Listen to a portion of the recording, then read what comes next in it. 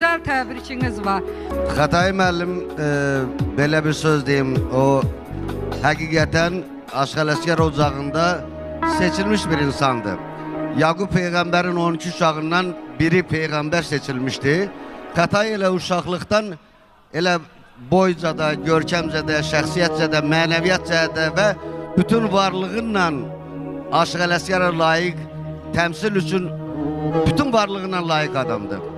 Ona göre Yeznə qayın kimi deyirəm, deyir, Göyçəllər deyir, dibim qızıldı, Yeznə deyir, gəzib görmüşəm. Çünki mən onunla çox yoldaşlıq eləmişəm və bilirəm Xatay nəyə qadirdir. Və inanıram ki, Xatayı bundan sonra İslam müəllimlə də, hətta o birilərindən də daha yüksək səviyyədə, müasir dövrdə Aşqələskəri layiqli səviyyədə hamıya təqdim edə biləcək. Təbrik edirəm, adyonun, şadyonun mübarək olsun. Çox sağ olun sizə də hər şeyə görə.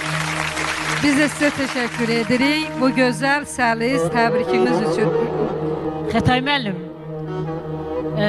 hər şey